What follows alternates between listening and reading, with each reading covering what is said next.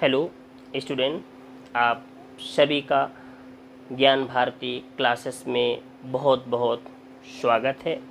आज हम कक्षा 10वीं की गणित अध्याय 1 वास्तविक संख्याएं प्रश्नावली 1.1 यूक्लिड विभाजन प्रमेयिका से HCF निकालना सीखेंगे। उदाहरण क्रमांक 1।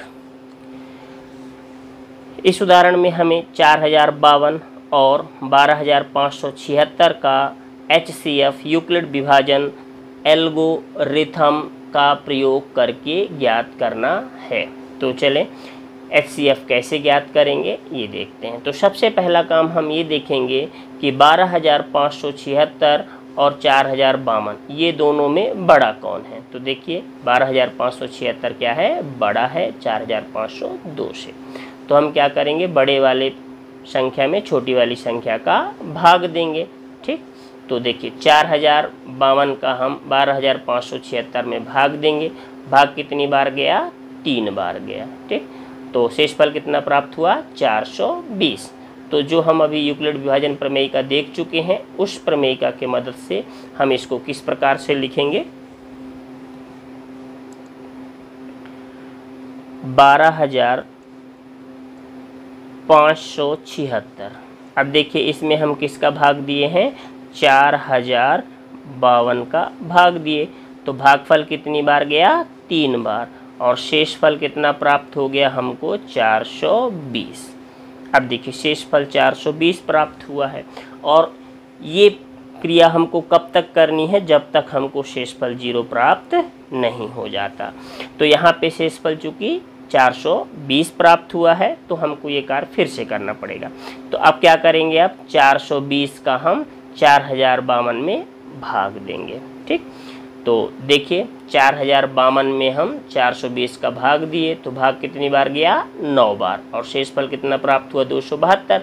तो इसको हम यूक्लिड विभाजन प्रमेयिका से क्या लिखेंगे, 4052 में भाग हम किसका दिए, 420 का। तो कितनी बार भाग गया, 9 बार, और शेषफल कितना प्राप्त हो गया हमको, 272 प्राप्त हो गया।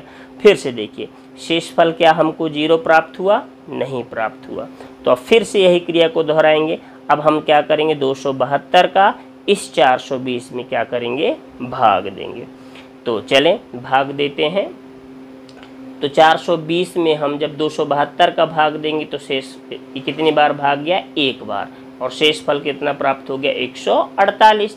तो अब हम इसे यूक्लिड विभाजन प्रमेयिका से किस प्रकार लिखेंगे, लिख लेते हैं। 420 में भाग दिए, किसका भाग दिए, 272 का।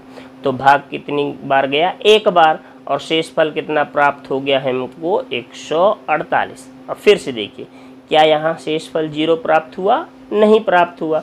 तो फिर से अब हम क्या करेंगे, 148 का 272 में भाग देंगे, है ना। तो चलें अब 148 का 272 में भाग देंगे।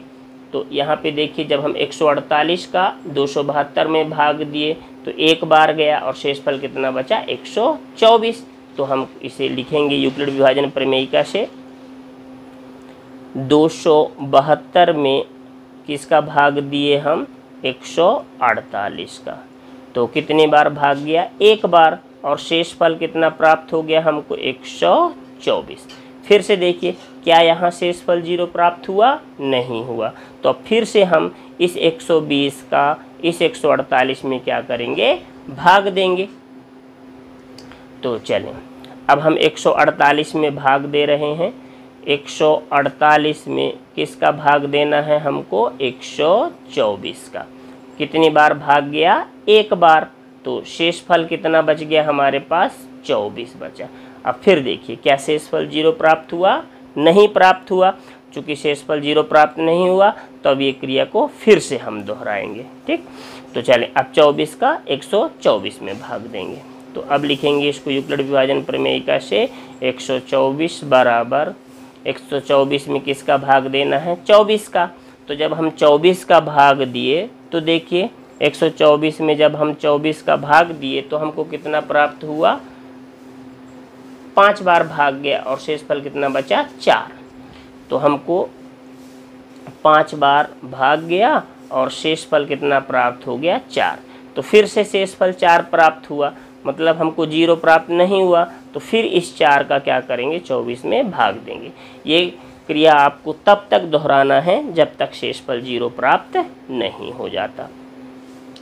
तो चलें अब हम क्या करेंगे 24 में भाग देंगे, किसका भाग देना है अपने को 4 का।